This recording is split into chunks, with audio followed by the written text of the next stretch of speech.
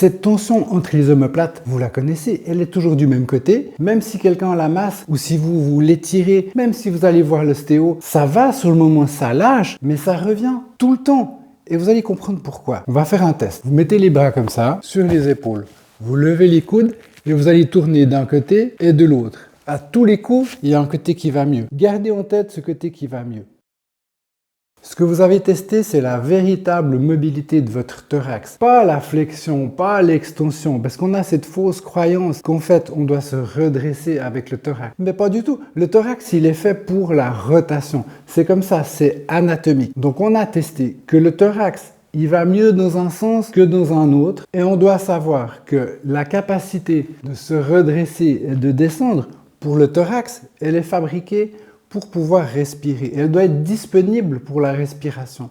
Donc si on essaye de se tenir droit en faisant un mouvement dans ce sens-là avec le thorax, on va inhiber la capacité expiratoire.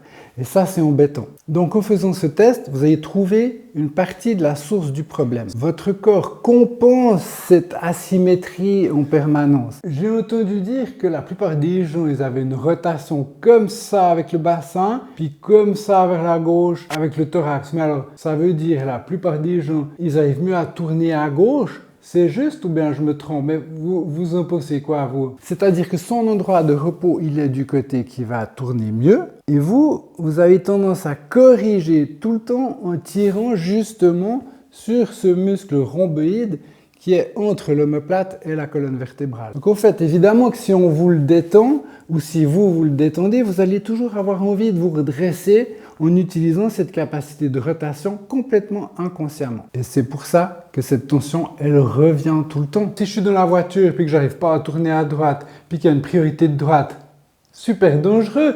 Là, ces exercices, moi je dis, c'est de la sécurité publique. Donc ce qu'on va faire, c'est pas corriger le problème. On va créer des conditions pour que le corps puisse se redresser de lui-même sans tirer avec le rhomboïde comme il en a l'habitude. Je vous montre. Placez une main sur votre épaule, l'autre main croisée sur l'autre épaule, remontez les coudes et refaites ce test. Vous tournez à gauche, vous tournez à droite. Maintenant, vous allez aller du côté qui tourne le mieux. Pour moi, c'est ce côté-là. Une fois que je suis là, je vais lâcher mes lombaires, je vais lâcher mes épaules. Et puis ce que j'aimerais, c'est faire une oscillation. Ça, c'est votre colonne vertébrale. Vous allez commencer par détendre le bas du dos, lâcher les omoplates pour que la colonne vertébrale puisse s'ouvrir derrière. Ça ne veut pas dire que vous allez tomber comme ça. Vous laissez simplement quelque chose se poser tout en restant dans un endroit où vous ne tombez ni en avant ni en arrière. Évidemment, si vous êtes là, ça ne va pas jouer. Je suis détendu comme ça, mais je ne suis pas affaissé. Donc je ne veux pas ça à un endroit. Je veux quelque chose qui soit détendu, mais de manière équilibrée. Je sens mon dos qui s'allonge tout tranquillement, sans que ça fasse un grand étirement. Et ni qu'il y ait une compression ici devant. Maintenant, je suis dans cette position-là, et puis je vais osciller. C'est-à-dire que je roule sur mes ischions. Tac, tac. Les ischions, c'est ces os qui sont là. Donc je roule sur mes ischions jusqu'à ce que je me retrouve en avant. Quand je suis en avant, je vais poser la main du côté qui était difficile sur ma cuisse. Je vais maintenant laisser l'autre bras contre la jambe opposée. Donc pour moi, c'est la jambe gauche parce que j'arrivais mieux à tourner à gauche. Et je vais laisser la gravité forcer une rotation de mon thorax, pas parce que je tourne comme d'habitude, mais parce que je laisse mon épaule descendre simplement avec son poids. Et je sais maintenant que la seule mobilité vraiment physiologique de mon thorax, c'est cette rotation. Maintenant, je peux m'appuyer là. En l'occurrence, pour moi, c'est la main droite sur laquelle je m'appuie. Je peux laisser le thorax gauche se détendre, puisque je suis légèrement penché en avant. Avec le poids de mon bras, ça va me faire tourner. Et ma jambe gauche, je la laisse s'ouvrir légèrement vers l'extérieur. Et ma jambe droite, je la laisse se fermer un petit peu vers l'intérieur. Ça, c'est une question de physiologie des hanches. Et tranquillement, je me laisse descendre. Et à la fin, je vais replacer ma main, comme au début quand j'ai fait le test, sur l'épaule. L'autre main sur cette épaule. Et je remonte. Et là, vous voyez tout d'un coup que vous avez gagné énormément en rotation. Et ça, sans tirer, mais plutôt en vous détendant. Donc ça, c'est une première étape. Après, évidemment, que ça n'empêche pas d'aller détendre maintenant cette zone qui est chroniquement tendue. Et pour ça, vous pouvez le faire avec une balle de tennis que vous mettez à cet endroit. Vous êtes couché sur le dos.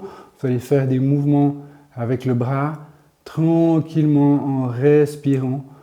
Maintenant que vous avez compris comment ça fonctionne, vous avez toutes les chances que ça ne revienne pas. Vous avez parlé à votre système nerveux pour lui dire de lui-même trouver une solution pour remonter sans que vous y participiez d'une manière volontaire, active, qui contracte tout le temps cette zone entre les omoplates, toujours du même côté. Si vos douleurs elles sont plutôt sur l'extérieur de l'épaule et qu'elles descendent légèrement vers le bras, il faut savoir qu'il y a des structures tendineuses, vasculaires, nerveuses qui passent ici et qui vont aller nourrir ce bras, lui donner de la force, du sang, de l'énergie.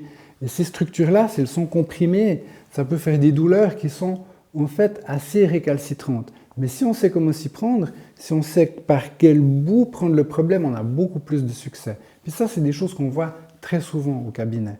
Donc dans la prochaine vidéo, on va parler de la tendinite du biceps et on va regarder comment est-ce qu'on peut agir sur cette tendinite en modifiant la manière dont on aborde la rééducation, quelle qu'elle soit. Alors je vous souhaite une bonne exploration et je vous dis à bientôt.